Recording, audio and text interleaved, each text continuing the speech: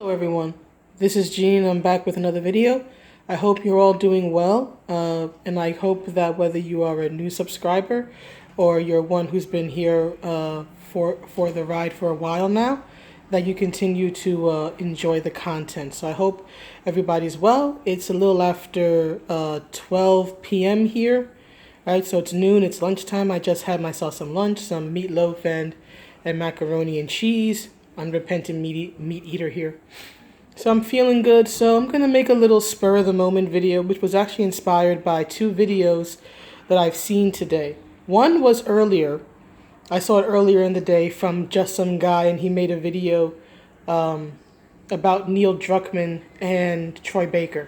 And the way the video goes is that Troy Baker is talking about how he doesn't understand, I guess what you could say is the destructive mindset overall that some people have.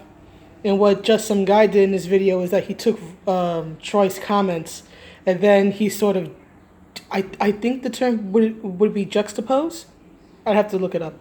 But after Troy speaks, he plays a clip of I guess some sort of presentation excuse me, that Neil Druckmann did, talking about sexism in video games and tropes versus women and all that. And the point of just some guy's video is showing how Neil Druckmann embodies the very thing that Troy is so puzzled about. So there was that video, and then I was just watching a video from Liana K where she goes on this little rant about Melina being I guess you could say technically reintroduced in MK11 as part of Kitana's friendship, and Liana goes into why she thinks the MK2 era costumes for Melina and Kitana were better and all this stuff. It's a great video. I'm gonna link it. But what Liana gets to, and why I'm making this video towards the end of her rant, is she goes into how, she learned certain lessons in life as a little girl from characters like Melina and Kitana in video games.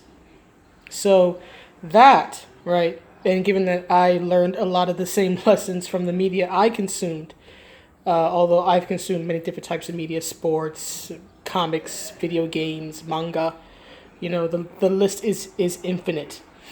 But given that it's a video game, and I will be covering the friendships video myself, but that'll be a different video. But given that Liana was talking about women in video games, female video game characters, I thought I would do something a little similar and just briefly list the lessons I learned from the various female characters that I've been exposed to in life. So at least in video games, and there's way too many to mention. So this is literally just the list off the top of my head. There are many more that I could list that I probably will list in the comments. And if you have any comments about lessons that you learned from female characters in video games, I encourage you to share, please. So for me, I'm gonna go back to the earliest memory of a woman in a video game that I can remember, which is Chun Li. Chun Li, Street Fighter 2. Right? She is the first lady of fighting games, bar none. And what I learned as a young girl, right, playing that game over and over and over again, was that a woman could kick your behind. Yes, a woman dressed with pigtails, and then this, for me as a little kid, it's like this weird looking dress that shows off her legs. But yes, she could kick my butt, and she did repeatedly. God knows how many times as a little kid I got stuck in the corner playing as whatever character I was playing and getting just friggin' lightning kicked to death. So that's probably one of the earliest lessons that I learned from a video game that at least I can recall, which is that, yeah, a woman could beat you at something, right? That you were not to overlook her just because, she was this pretty feminine girl. She could still kick your behind, and then some, right? And of course, for me, her most iconic win quote, and I think for a lot of other people too, is of course, "I'm the strongest woman in the world." Now, while that's not necessarily a lesson I could personally embody or practice as a little kid who was terribly shy, seeing that meant a lot to me. And I think that although I found my strength literally decades later, I think that even though it didn't really quite set in or help me then, that these lessons, and especially that lesson about being a strong woman, has helped me to be the person I am now, right? So that was impacting me even then, and I was 7 years old. And then, of course, you get to Mortal Kombat. I'm going to skip to 3 because MK3 is the first Mortal Kombat game I ever played, right? And the character that I really gravitated to of the female characters was Sheeva. And I've made videos about Sheeva. I'm a huge Sheeva mark. And what Sheeva showed me is actually quite similar to what She-Hulk showed me in Marvel's comics back in the day, which was that a woman could be strong. A woman could be physically strong. You could look that way. Yes, granted, in real life, I've never looked that way. But it's possible. That's what stuff like again, Sheeva, She-Hulk, all the pro wrestling I consumed growing up and still watch today taught me. That, yeah, if you put in the work, you could look like that. You could look strong. You could be ripped and muscular and at least from my perspective, cool looking. And what I loved about Sheeva, even if I didn't quite understand why she was so, it's like, why is she wearing next to nothing? Even as a little kid, I was like, eh? But what it also showed me was that a woman could be equal, right? It was like she was the female equivalent to Goro.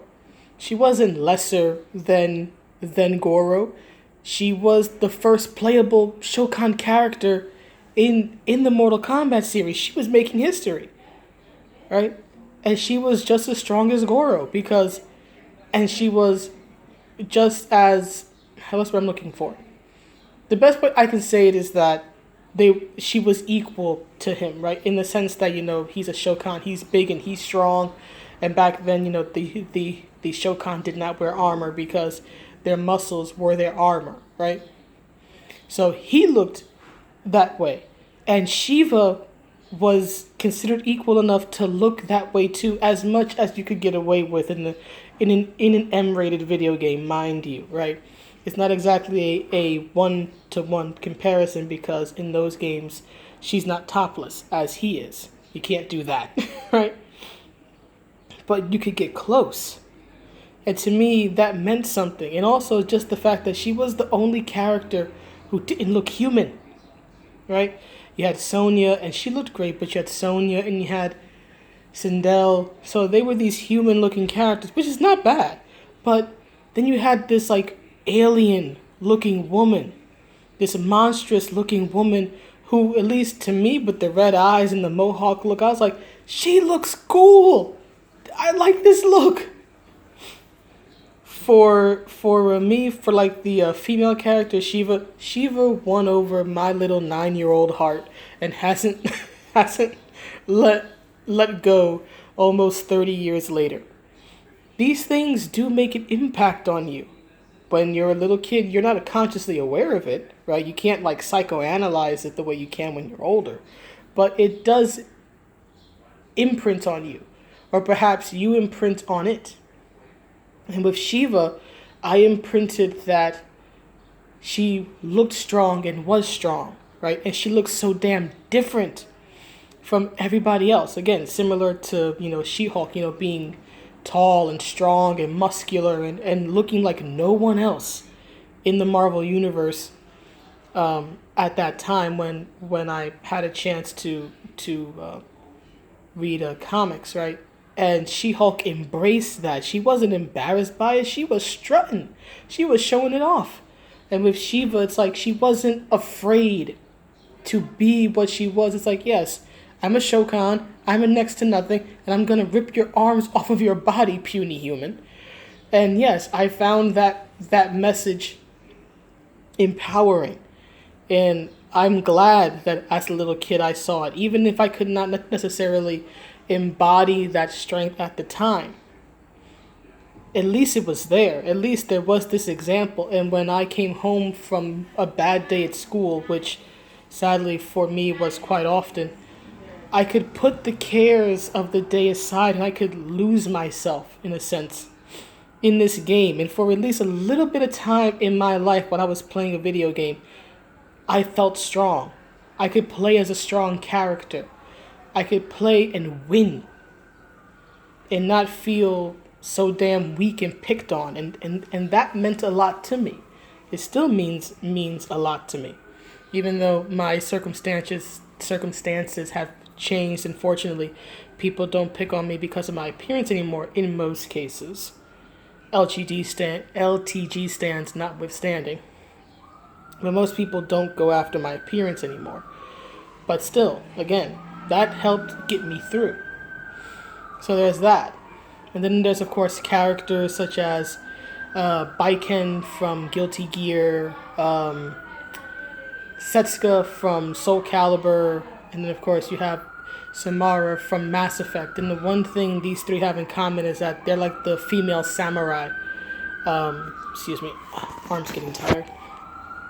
They're like the female samurai type characters, right? And they're, at least to me, they're this really cool blend of the masculine and the feminine, because all three of them have this, like, you know, of course, but I'm trying to record something. Move it, move on, move along, like I know you do. Go on, move. Okay, good, it's quiet now. Anyway, as I was saying, characters like Baiken, Setsuka, Samara, you know, they're these really, to me, cool blends of the masculine and the feminine, right? Having these oftentimes hyper feminine looks, like, you know, the you know, big chest and all this stuff, right? But they're uber aggressive characters who have a fairly masculine personality. And what those characters have imprinted upon me is that, yeah, a woman can follow the way of the warrior, as it were. You know, things like the code of Bushido or the Knight's Code or anything of that sort, right? The whole warrior thing, right? Warrior archetype, warrior culture. Although those may be designed for men and have men in mind, it doesn't have to be gender exclusive. A woman can embody these traits too. A woman can embody traits of loyalty to her master, whatever her master is, be it God, be it her government, be it her husband, her father, herself, whatever it is. That you can embody things as a woman. You can embody things like loyalty and respect and be, you know, this person to be feared, honestly. It's like they ain't ones to you know, mess with. It's like if you look at them and all you see is just, you know, a sexy busty woman and you take them for granted, you're gonna end up on the wrong side of the sword, and you don't want to do that. So it's like that's the lesson that I took from those type of characters, that you can find strength in being feminine, even hyper feminine, even though I personally am not. But what I take from that is that, look, the masculine element of your personality and the feminine element of your personality don't have to be at odds. It doesn't have to be one or the other. You can find strength in both. You can embody both. You can be, you know, as sexy as you want to be, and you can be as fearsome as you want to be, if that's what you want to be. So that's the lesson I learned from those characters. And then, of course, you have what I'm going to call the Kojima girls, right?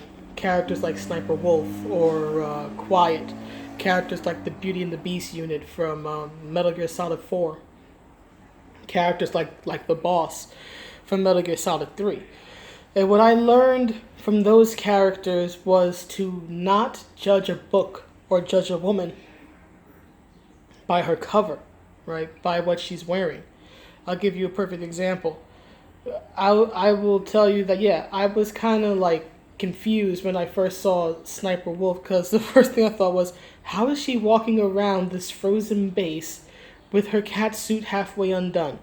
Guess what? I quickly forgot about that cat suit after the cutscene where she attacks Snake and Meryl, and you literally have to run with like your tail tucked in between your legs, and you have to literally go back to the start of the game, essentially, just to get a sniper rifle to actually face her.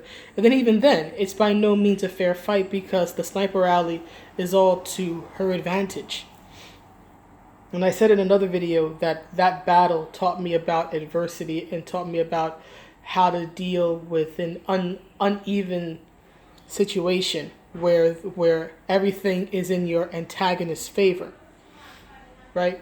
Well, what I learned from Sniper Wolf was to take a character like that seriously. Does she look silly? Yes. Can she kill you? Yes. She is not someone to take lightly. And then you have the second sniper battle, and then you have her death scene, and this character who I saw as an enemy, right? Who I just wanted to beat, and it's like I got you finally, right? Then she has to go and give this most heartbreaking speech about the futility of war and the futility of her life. And that's where I think Kojima's greatest skill as a storyteller is. He can make you hate a character, make you, and I'm not going to say obsessed, but very determined to defeat them. And then all that anger that you felt dissipates as you listen to their story and like, oh my God, this person is so broken, it's unimaginable. And he did that with Sniper Wolf. Right, makes you feel for her at the very end. He did that with Fortune.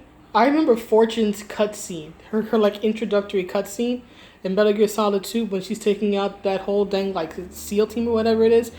All I could think was, oh my God, it's Vulcan Raven. It's Vulcan Raven again. I can't do this. I hated that boss fight.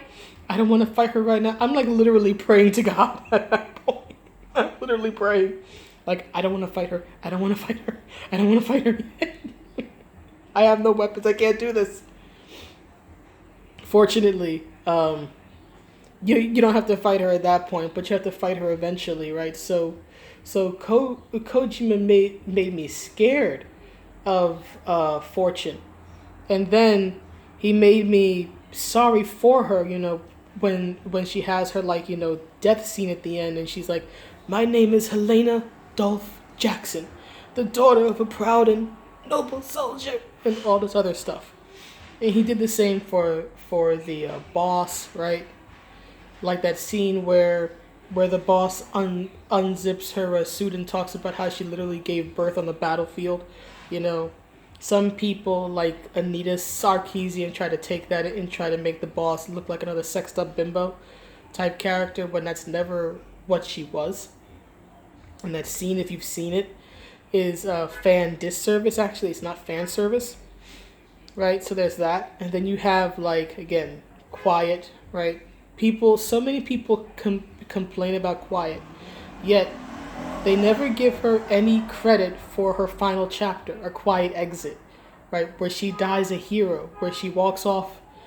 It's kind of like an old Western, right? She saves Snake. She sacrifices her life effectively because she had to speak, and that meant essentially she was going to die. It's a weird thing. That game is odd. But she sacrificed her life to save the man that she had come to care for and love. And what does she do? She goes off and she walks away into the distance alone. In the greater context of the Metal Gear Solid storyline, no one knows who she is. she's forgotten to history. I think that's a pretty noble reason. Maybe not a noble way to die, but it's certainly a noble reason to do so, right? To give your life for someone that you care about, right? Their safety means more than your own. And then of course there are other things like her being, one of the boss characters. She's the requisite, female sniper character. And then of course just that whole, thing with the building relationship between her and Snake and all this other stuff. And then of course the fight scene that she has against those men who tried to rape her. Keep in mind, she saved herself in this situation. You're telling me that's not empowering? Seeing a woman literally save herself from something that for many women is a fate worse than death. And all you want to do is complain about her skimpy costume? Yes, the costume is skimpy. Yes, the costume is silly. That doesn't mean that the character is bad. And then, of course, there's the Beauty and the Beast unit from Metal Gear Solid 4, right? And those characters, pretty much live up to their name, right? They take their names from, like, different bosses, like Raging Raven is, like, her name is a combination of, like, the Rage, and he was a boss character in 3, and then Raven, of course, Vulcan Raven, who was the boss character from the original Metal Gear Solid game. So they get their names from these previous boss characters, and, they're these fearsome opponents with these crazy looks, and then, of course, when you defeat them, you realize, oh God, they are traumatized, right? Whether it's Raging Raven, if I remember correctly, it's either Raging Raven or Crying Wolf. I forget which one it is. But one of them accidentally smothered her brother while she was trying to escape. That might be Crying Wolf, actually. And then, of course, you had, like, Laughing Octopus, right? Whose whole thing is that she actually doesn't derive any humor or happiness from war. The reason she laughs is because she's gone crazy. And the reason she's gone crazy is because when her family were taken hostage and murdered, the people who killed them told her that basically instructed her to laugh as they murdered her family. And I think, if I remember correctly, it's been a long time, but if I remember correctly, the whole thing was that, like, the people who essentially killed her family, like, made her shoot them and then, like, laugh maniacally as she did so, or something to that effect. I'm probably remembering in a way, but still, the point is that these women, yes, they were beauties, they looked beautiful, they were fearsome, and then you realize that they're just falling apart inside. It kind of reminds me of this quote from Helsing, I think it is, where I think it's Anderson talking about Alucard and talking about vampires in general. And he talks about how, for all their strength and all their fierceness and their fearsome nature, in truth, they're just children crying on the inside, right? They're just crying children in the end. And I think that's a good comparison for the Beauty and the Beast unit from Metal Gear Solid 4. Yeah. In the inside, they are just crying. They are falling apart. They are traumatized. And it makes you feel for them. Snake may have said that he didn't have any more tears to shed on behalf of his enemies, but I sure did. But anyway, those are just some of the lessons that I learned from various female characters in video games over the years. If you like, please share in the comments the type of lessons you learned from various female characters in video games, whether they be the protag, the antagonist, a good girl, a bad girl, somewhere in between. Let me know what you think, and I will see you around the next one. Have a good day, everybody. Day or night, wherever you are. Bye.